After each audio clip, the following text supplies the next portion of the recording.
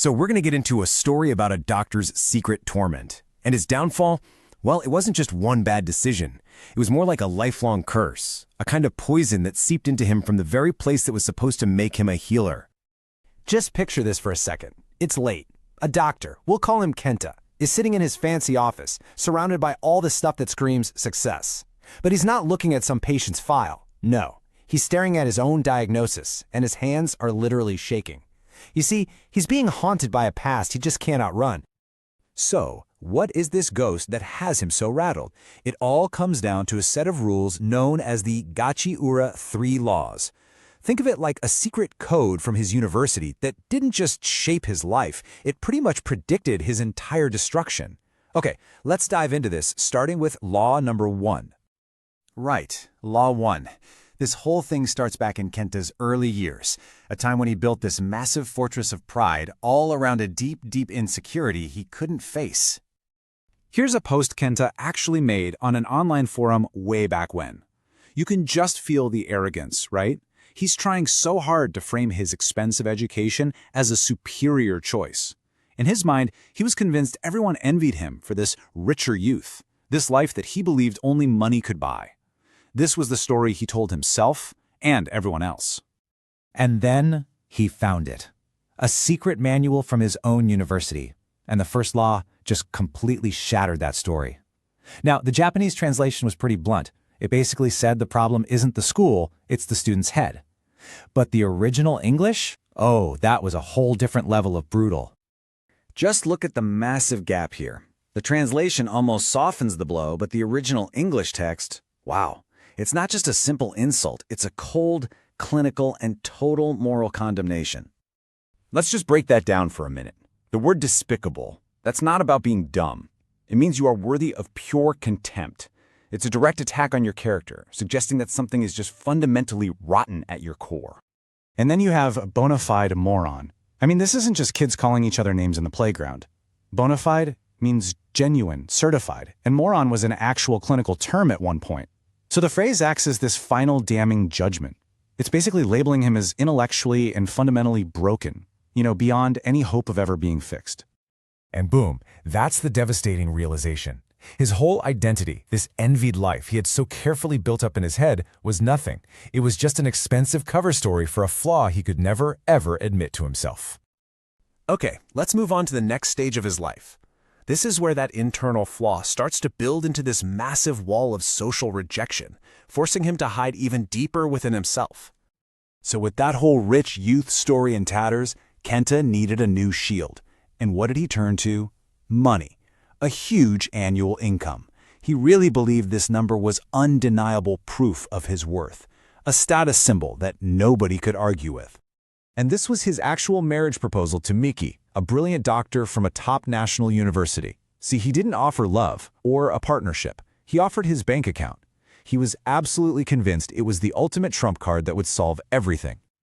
Her rejection was, well, it was swift and absolutely surgical. She didn't just turn down his money, she went right for the jugular. She attacked the one thing his money couldn't fix, his intelligence, his very bloodline. She confirmed his absolute deepest fear, that in the eyes of his peers, he wasn't someone to be envied. He was a genetic risk, a backdoor idiot. And that humiliation, that feeling, is perfectly summed up by the second law. It says the shame of attending this university is so profound that its graduates don't even dare to speak its name. And now Kenta understood that shame firsthand. And that phrase, dare not mention, that goes so much deeper than just simple embarrassment. It implies a real terror of being found out, of being labeled. From that day on, Kenta never spoke of his school again. He just hid behind the vague description of a private university in Tokyo. This brings us to the final, and maybe the most destructive law of them all. As Kenta gets older, his desperate denial just twists and morphs into outright aggression. So he falls back on the only defense he has left, his wealth. He'd start posting pictures of his bank statements online, just desperately trying to prove that his financial success somehow made him a better doctor. It was really a cry for validation, an attempt to silence all those critics he imagined were everywhere. He started to lash out, especially at any doctor from a national university who questioned his methods. He was projecting all his own insecurities onto them, calling these incredibly well-trained professionals charlatans and out-of-touch theorists. And the third law explains this behavior perfectly. It's a classic psychological defense mechanism. Because they're so ashamed of their backdoor entry into medicine, they attack anyone who they think might expose their own intellectual shortcomings. So the really crucial point here is this very specific wording from the original text, elucidates their imbecility. This isn't just about calling someone a fool. Elucidate means to make something clear.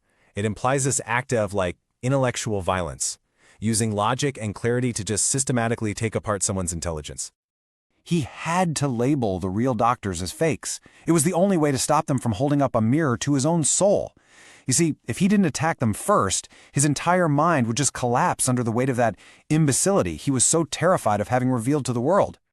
But you know, a life built on denial and projection, it can only last for so long. And this right here is the end of Kenta's desperate escape from himself. And just like that, his whole world collapsed. The fortune disappeared. A serious medical mistake he tried to bury came to light. To escape it all, he resorted to plastic surgery, he changed his name, and he lived out the rest of his life as a fugitive, forever looking over his shoulder. But in the end, you know what truly haunted him? It wasn't the lost money or the faded prestige. It was those two words from the first law, the curse that had defined him from the very beginning. And his story really leaves us with a chilling question. What happens when the identity we buy is one we can never, ever truly own?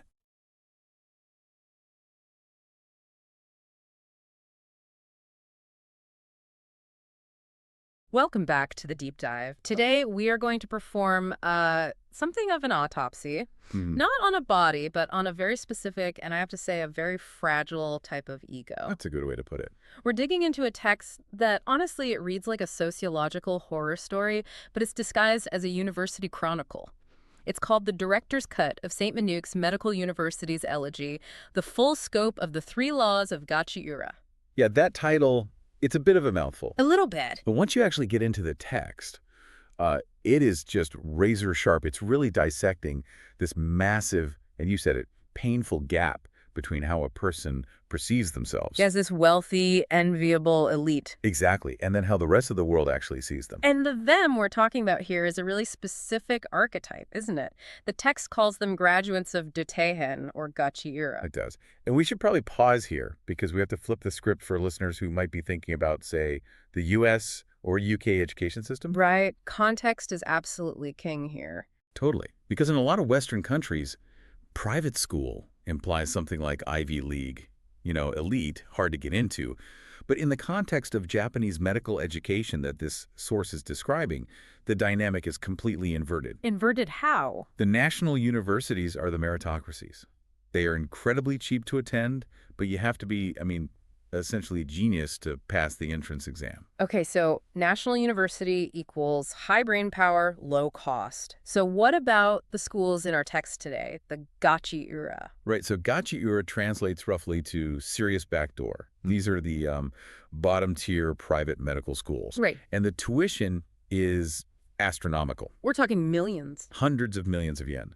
So the implication in society, and definitely in this text, is that you don't get in because you're brilliant. You get in because your parents wrote a massive check. Admission by wallet, not by merit. Exactly. Yeah. And that's the setup for the whole conflict. Which brings us to our protagonist. His name is Kenta, a graduate of one of these Gachi-ura schools. And the core tension is that Kenta believes he is, like, the king of the world. He does. This is the whole misconception we're exploring. Kenta walks around his hospital in these designer scrubs.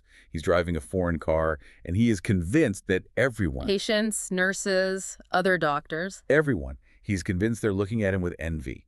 He thinks his wealth and his private school background make him some kind of celebrity. But the text argues the reality is the complete opposite. It's a brutal reality check. The source argues that to his patients, to his colleagues, he's not a celebrity. He is viewed as a urguchi baka. Which means? A backdoor idiot. They don't envy him. The text says they despise him. They despise the fact that he bought a position that should have gone to someone who was actually competent. Backdoor idiot. Wow, that is not a subtle insult. It's not. Yeah. And the text, it uses this really interesting narrative structure to explore all this. It follows Kenta's life to illustrate these 3 sociological laws that govern the existence of someone like him. It's a tragedy, really. It is. We see Kenta at a local hospital. He's wearing those expensive scrubs, but the text gives us this chilling image of his hands just trembling over a diagnosis he can't quite make sense of. That image really sets the stakes. I mean, we're not just talking about social awkwardness or imposter syndrome. We're talking about incompetence in a field where incompetence can literally kill people. Yes. So let's get into his head before the trembling starts. How does he justify this all to himself? And this brings us to the first segment and Law 1. So Law 1 really helps you understand the delusion. If you look at Kenta's internal monologue, the source, it details how he boasts both online and just to himself. And he's got this whole theory cooked up, right? An elaborate one. He truly believes that his, quote, rich youth makes him superior to, the students from the top-tier national universities. I found this part fascinating because it's such a bizarre rationalization. He frames his lack of academic rigor as some kind of lifestyle victory. He absolutely does. He says things like, we have money, so we go private. He looks at the national university students who, you have to remember, pass these incredibly difficult exams on pure merit, and he pities them. He pities them. Yeah.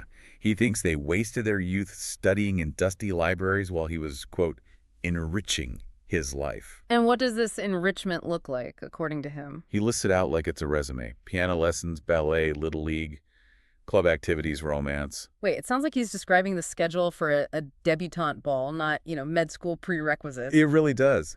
But he genuinely believes this makes him a more well-rounded, a more enviable human being. He thinks, I lived a full, luxurious life while you were just grinding away at books. It's a total defense mechanism. He has to believe it was a choice. It had to be a choice, not a necessity born from his inability to actually pass the test. But the source material, it just doesn't let him get away with that. And this is where Law 1 comes in. The text actually quotes a law in English that Kenta finds. Yes, and the English phrasing here is absolutely critical.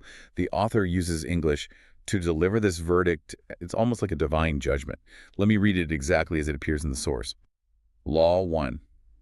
It is not the bottom medical school, but its enrollee that is despicable, which deserves to be called a bona fide moron beyond redemption. Wow. Bona fide moron beyond redemption. That's incredibly specific and so aggressive. It feels like escalates with every single word. It's violent language. And the source makes a really interesting point about the translation here.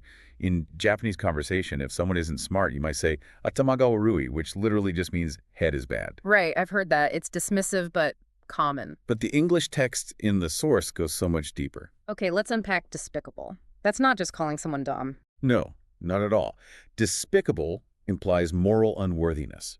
It's a denial of their personality. It means you are worthy of pure contempt.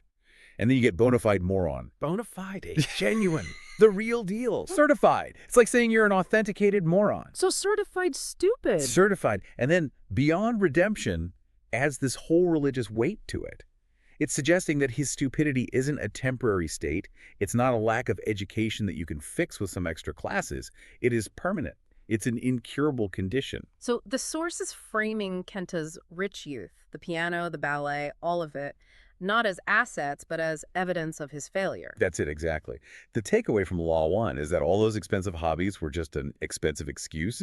They were a way to mask a fundamental lack of intellect. He wasn't playing piano because he was too cultured to study. He was playing piano because he couldn't study at the level required for a national university. So the whole rich youth narrative just collapses. Instantly, when it's faced with this raw assessment of his actual ability.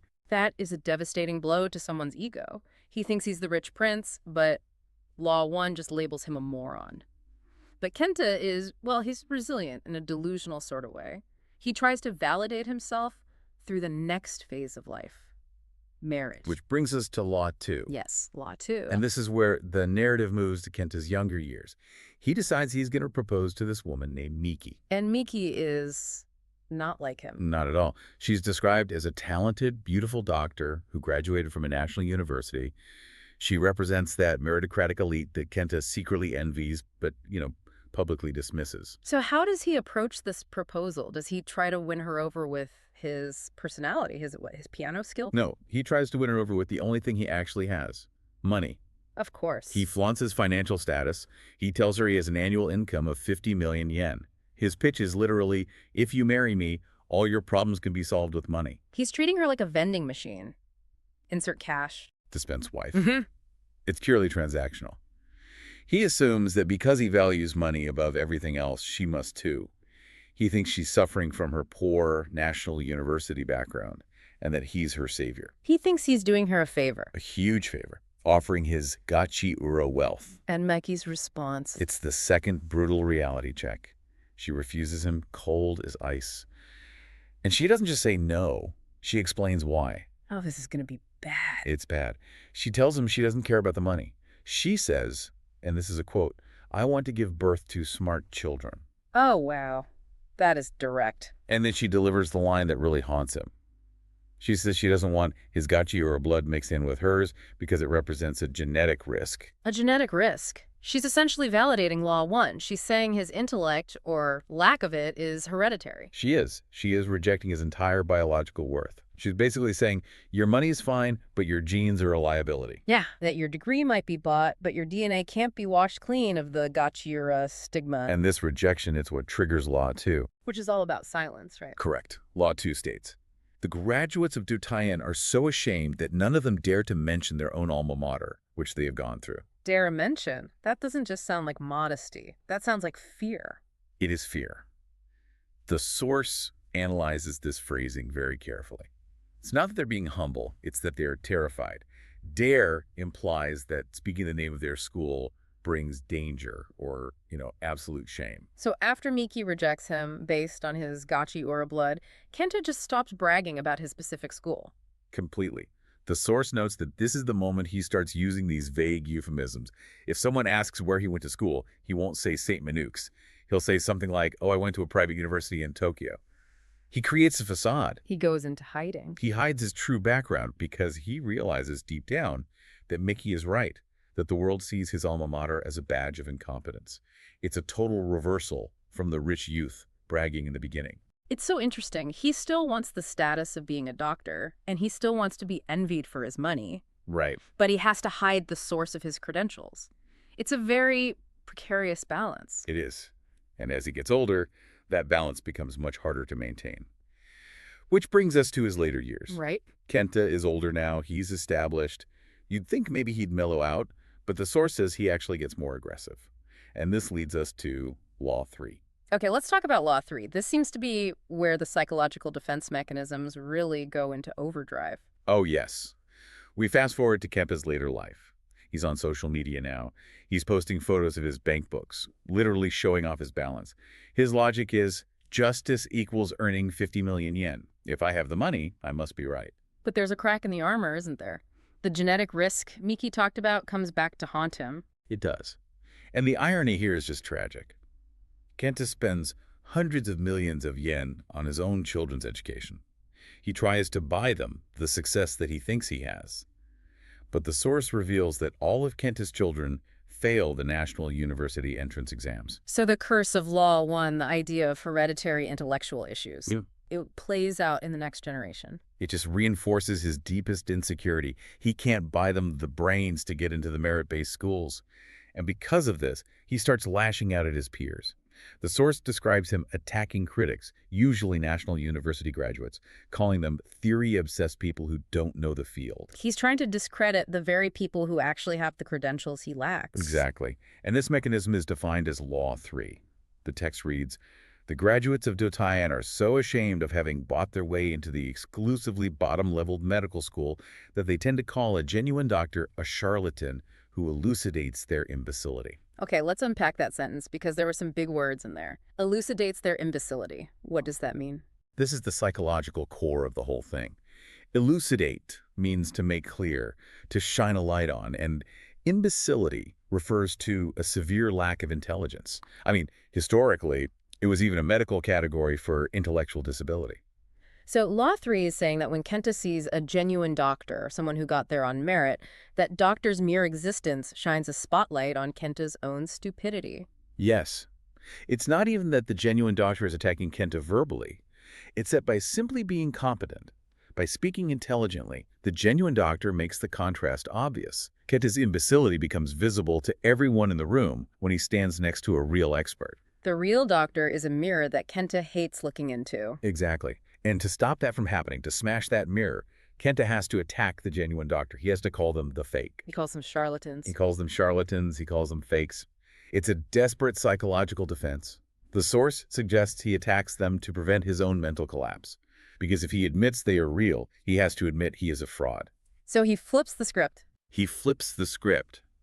In his mind, he's the practical doctor making money, and they are the fake academics who don't know the real world. It's classic projection, accusing the other side of exactly what you're guilty of. Precisely. And the source emphasizes that he does this because of the shame of having bought his way in. It all comes back to that original sin of the backdoor admission. He's just protecting the delusion. The delusion that he is the one to be envied, even as everyone around him can see the truth. So we have these three laws: the delusion of the rich youth, the silence born of shame, and the projection of incompetence onto others. Where does this leave Kenta? The story has an epilogue, right? The director's cut doesn't end well for him. No, it does not. We get to the epilogue, the fugitive. The narrative tells us that Kenta can't cover up his medical mistakes forever. The incompetence that Law 1 identified eventually has real-world consequences. He commits a medical error. The source implies repeated mistakes that just can't be hidden anymore. Remember those trembling hands we mentioned at the start? Well, eventually, the trembling leads to errors. And instead of facing the music, he runs. The text describes his transformation into a fugitive. He gets plastic surgery. He changes his name. He moves from place to place. And the source compares him to Ichihashi, right? Yes, Tatsuya Ichihashi. For those who don't know, he was a notorious murderer in Japan who evaded police for years, famously performing plastic surgery on himself to change his face. That is such a dark comparison. It just strips away all the glamour of the rich doctor. He's not in a Porsche anymore. He's a monster in hiding. It paints a picture of total isolation.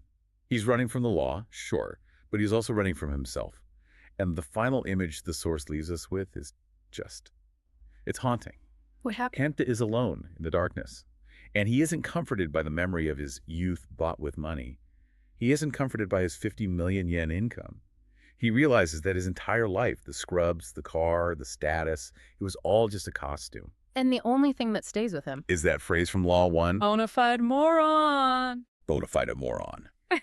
He realizes that no matter how far he runs or how much surgery he gets, he cannot escape the judgment of the definition. The force portrays it as this voice, mocking him from the dark. He spent his whole life trying to convince the world he was enviable, but in the end he's left alone with the knowledge that he was just a Uraguchi baka. A backdoor idiot. That is incredibly heavy. It's a complete deconstruction of a life built on a lie. It is. The tragedy of the Gachiura graduate, as it's depicted here, is that they spend their entire lives trying to construct a reality where they are the winners, or money trumps intelligence. But at every turn, romance with Miki, parenting his children, professional peer review reality pushes back. And the more reality pushes back, the more defensive and delusional they have to become until it all just falls apart. It's a cycle of vanity, followed by rejection, followed by self-destruction through projection. That's it, exactly. Now, before we wrap up, it is important to remind our listeners, this is a deep dive into a very specific text. We're analyzing the director's cut of St. Manuke's Medical University's Elegy. These are the viewpoints and characterizations found in that source material. Right. This is a character study. It's illustrating a very harsh societal view on backdoor admissions. It's reflecting a specific stigma that exists in that medical world, and it's magnified for narrative effect. We are reporting on how the source views these characters, not making a judgment ourselves. But it does raise a fascinating question for us to chew on. It does. I mean, if you look at Kenta, he had all the trappings of success. The scrubs, the title, the income, the car, he looked the part. He looked the part. So the question is, as a society, are we focusing too much on the appearance of success? I think that's the provocative thought to leave you with. We often let the brand name, whether it's the expensive medical school or the 50 million yen income, signal competence to us. But this story warns us that competence can be faked with money for a while. But not forever. Not forever. Genetic or intellectual reality, as the text puts it, eventually catches up. You can buy the degree, but you can't buy the ability to make the right diagnosis when your hands are trembling in the on-call room. And when that reality catches up, no amount of rich youth or piano lessons can save you. Not a bit. A sobering thought. Thank you for walking us through this really intense narrative today. My pleasure. It's a stark reminder of the difference between what we can buy and who we actually are. Thanks for listening to The Deep Dive. We'll catch you on the next one. Stay curious.